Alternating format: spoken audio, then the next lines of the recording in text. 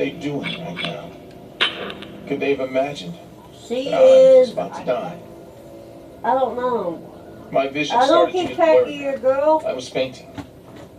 But then, suddenly, the sound of police sirens became audible outside. The man stopped and listened. For a moment, the tension in the kitchen vanished. Police lights flashed outside, and we heard the officers enter the restaurant.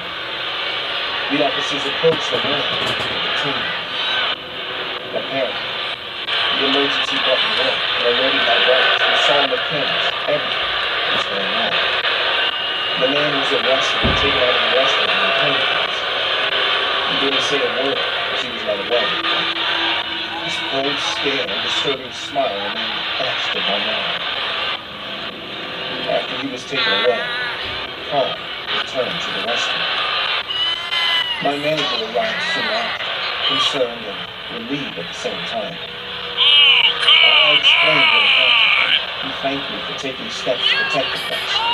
He assured me that the man would not cause trouble again, but I was no longer interested. I would never set foot in that Burger King again. Although the man was arrested, I never knew who he was or why he'd come to the restaurant that night. The experience left me with a lingering sense of unease and fear. The silence and the look of the psychopathic man stayed with me long after he was taken away. That night of terror at Burger King was an experience I'll never forget. I learned that sometimes people can lurk in the most unexpected places, and that silence can be more terrifying than any scream. Since then, I never looked at a hamburger the same way again. I always made sure the doors to my house were locked, because I couldn't help but feel that sooner or later that man would come back to my house to finish what he started. The date was June 15, 2014. My team and I decided to finally investigate the real asylum that stood alone and abandoned. It'll be over soon, don't This particular abandoned asylum had been the talk of the town for many years prior, with multiple stories of myths. The most famous being about students who snuck in and were found days later completely silent and void of themselves. According to the locals, the government followed up by launching an investigation, sending officials to uncover what had happened. But their findings were so vague, they decided to sweep the case under the rug and involve students, parents, and officials who entered the asylum. The case was eventually closed, and the asylum was completely sealed up as toxic and harmful. The history of the asylum, while it was functional, is still unknown. But the details of the students who explored it after it was abandoned are also unknown. My name is Jacob Whitaker, and these are the details how my team and I uncovered the terrifying secrets of the Williams Day evidence. My team consisted of 5 individuals, including me, and at the time, the only investigators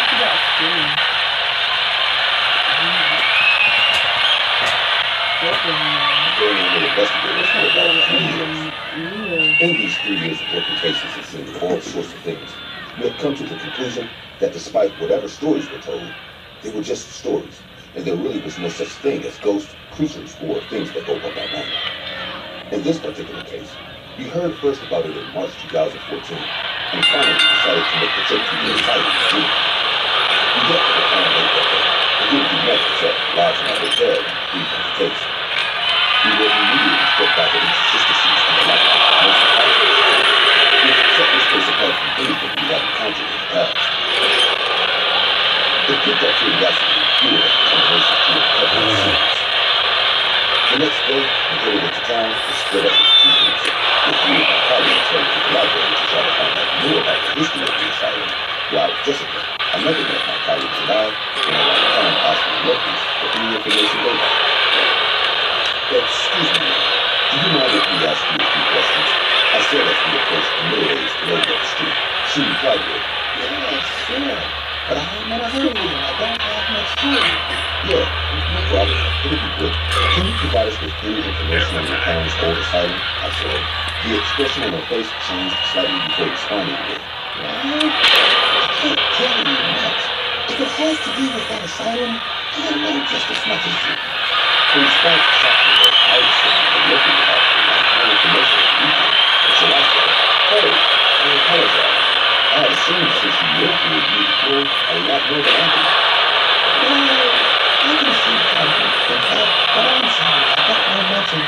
think anyone you speak to know much either.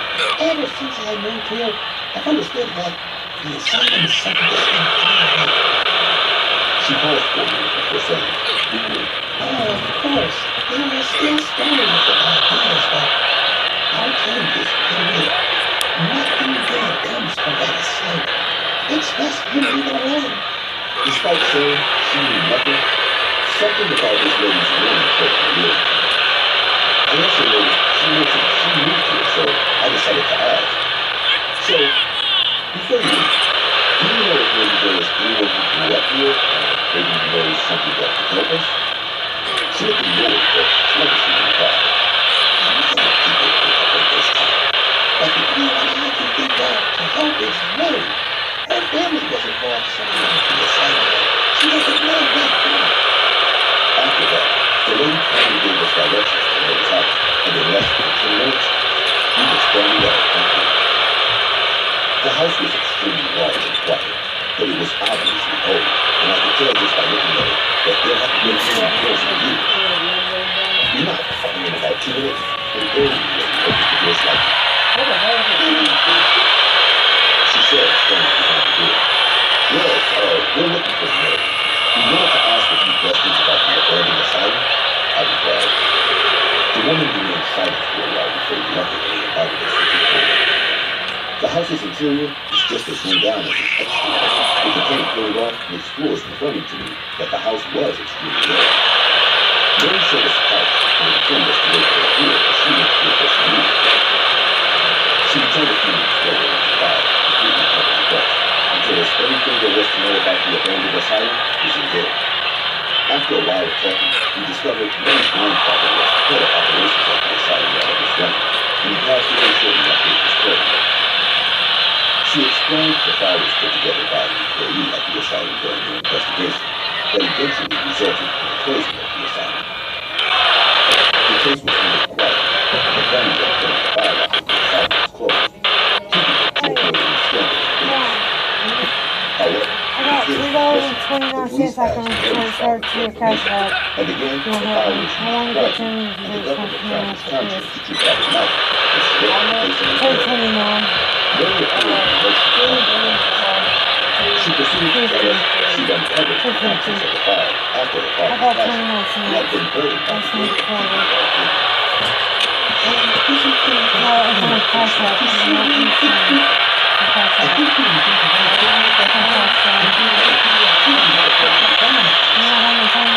Mary seemed to like confused us with journalists or some sort, so I responded with, "Mary, this seems to be a bit of confusion here. Well, do you find anything to tell us the truth? You didn't come here to get the scoop on this. We're here because people believe the building is haunted, and there are various myths revolving around the asylum.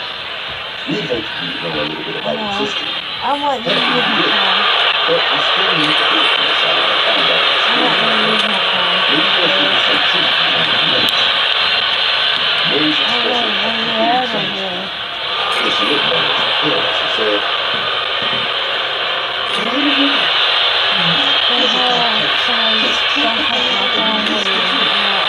She paused before dropping just as long as said,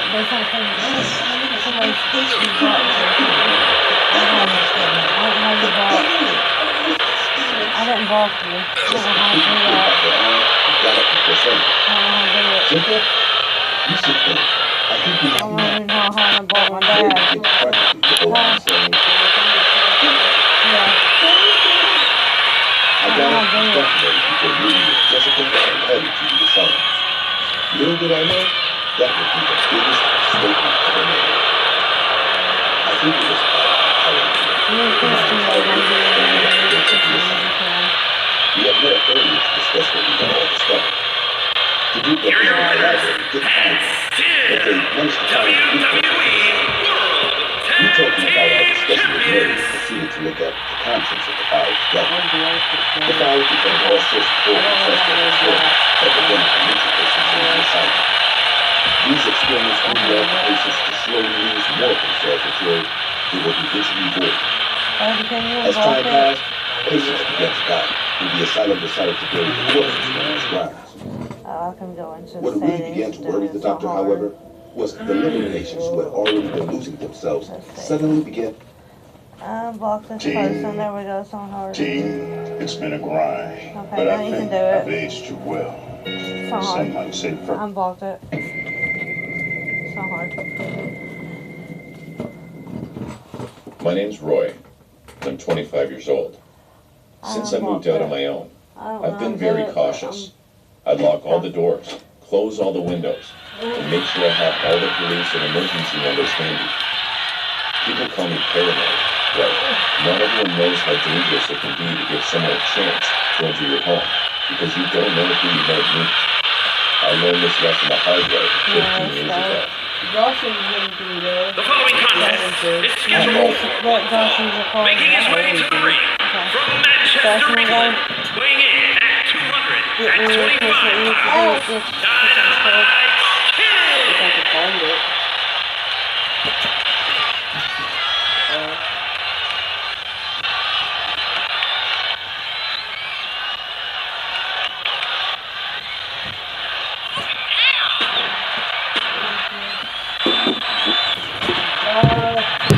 Yeah.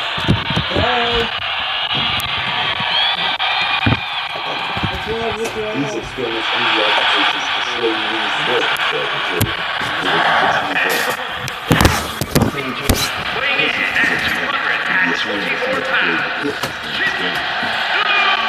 when the news began to raise about the was the living patients who had already been losing themselves suddenly began to have regular conversations with their dead colleagues. They would be heard laughing hysterically and playing the names of the dead in the middle of the night. It didn't take long before the patients who hadn't been involved in their experience began acting the same way, and eventually, it was as if all those in the asylum began slowly losing themselves until they were completely void and could no longer function mentally. As we looked at the old asylum and the gates, it became increasingly obvious nothing good would come from walking through its doors. The asylum was a three-story building and it covered around 50 hectares of land. The building seemed way older than most and its exterior had already begun deteriorating, adding to its already green look. I continued looking at the building and I suddenly saw a man staring at us from the window upstairs. That's when I said, "Hey, who the hell is that?" Pointing towards the window. Everyone immediately turned their attention to where I was pointing, but shockingly, there was absolutely no one there. Mason said the same I was playing the plane. I was standing concerned because I could have sworn I had seen someone at the window. Everyone played it off as a joke and began working into the assignment. After I was behind and tried to focus on the task at hand, but all I could really think about was Mary's room. I stepped into the asylum. I immediately felt the temperature go down drastically. The building was extremely cold, and although I could tell by looking at it that no one had been there in years, it didn't make any sense physically. It actually felt like I had walked into a stage and had 1,000 eyes watching. We continued walking deeper into the asylum, looking for anything that would explain the paranormal stories that surrounded the building. The floors were still stained with blood, as the rooms were filled with chairs and beds with straps for the patients. The group had stayed together exploring the building, when suddenly I followed them into a room, and it was alone. At that point, I decided they would call the company. "Guys, very funny. You've had a good laugh, now let's move on and get out of here," I said, expecting a response. Instead, I was met with a deathly silence as the temperature got even colder. I was completely still and around the room when someone walked past. I immediately walked out to follow the person, but once again, there was no one there. At this point, I decided it was better to leave the asylum and wait outside for the other. I turned to leave, and I was met with the sight of one woman dead and rotting flesh standing in front of me. My heart dropped at the sight of her, and she was so close to me that I could feel her extremely cold breath in my face. The lady only had one eye, while the other was being beaten by maggots and releasing a rancid smell. She slowly got closer and began to open the room. I closed my eyes and prepared for whatever was about to happen, when I suddenly heard a scream from upstairs. I opened my eyes to see she was there, and I immediately went upstairs to see what had happened. I looked around upstairs for about 10 minutes before eventually finding Jessica sitting alone on the floor was ahead of the others. She appeared to be mumbling some words I couldn't understand. So I slowly approached her and said, "Hey, Jess, are you okay? I don't know what's happening, but we need to leave right now. Come on." Jessica slowly raised her head and turned to me. She responded with, "Jacob, we can't leave. We have to wait for the others so we can all go together." Jessica had messed up her hair in a way that had her face covered. As the room was so dark, I could barely make out anything. But I heard her breathe. So I sat beside her and we waited. We had waited for almost 30 minutes for the dark and cold silence. So I figured it would have been a better idea to go look for the others instead. "Hey, do you remember when we lost the others? Maybe we can go find them and leave," I asked. However, I didn't get a response from her. And all that was complete silence. I assumed she was probably just stressed out and getting ready, so I said, "Jess, you need to leave soon." This time, Jessica replied, once again lifting her head slowly to face me as she said, "If we get anything, we can't leave. You have to stay with us now. All of us. Together." As she faced me, her hairs on her face and her cheek as I came together with the realization that I hadn't finally built in with Jessica at all. So I only began to slowly check it before bursting out into pure laughter. Her laugh was like needles piercing through my ear, and before I could react, the room was full of other patients who also actually evaporated. They all jumped in as the lifeboat began walking towards me. Their sticks cleared the room, and then as they ran up, their faces were filled. Some were filled with maggots and knives. At this point, I was completely lost and could barely hear my own thoughts. My body seemed to get to join in with the laughter. I tried vigorously to fight, gather my thoughts, but all my body could do was laugh and laugh and laugh until I realized I had lost myself. "So, are you all right?" I opened my eyes slowly in response to the voice I had just heard. I thought of me wondered if I was still able to silent recently, but as I regained consciousness, I looked around to see a bunch of paramedics attending to a group of men. The police were also in the same questioning mode. We had placed a call to inform them we were in danger after we visited that room.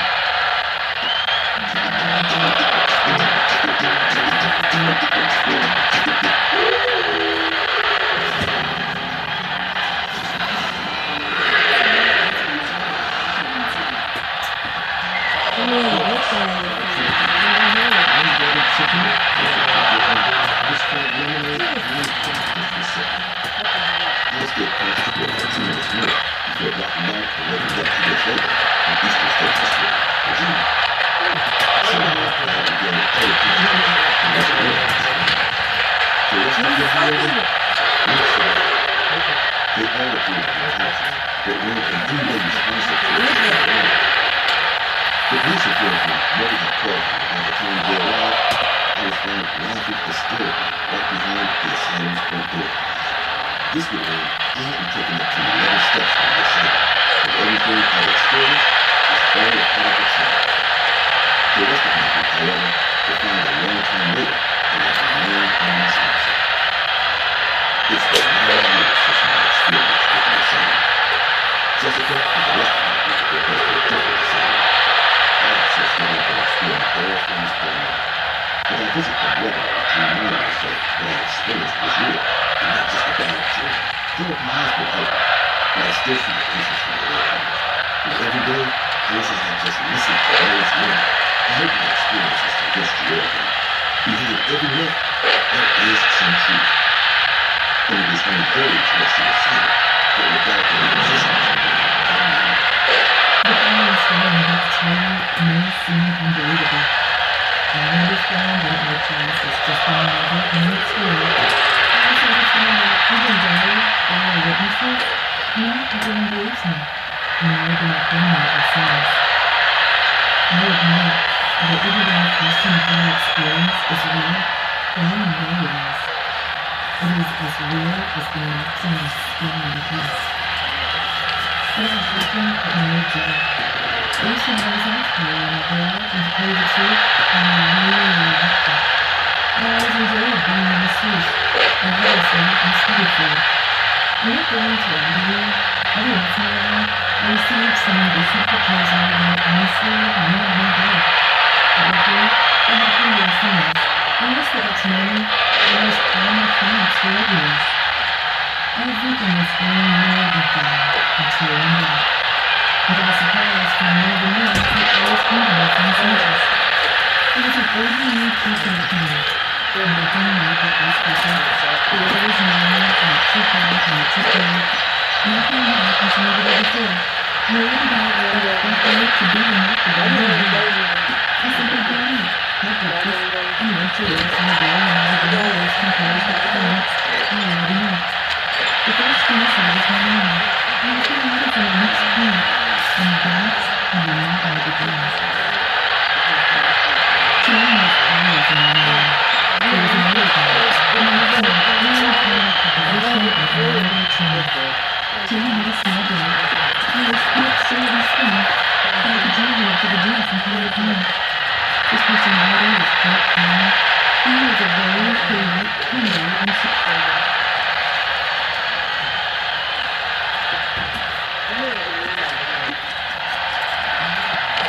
I need to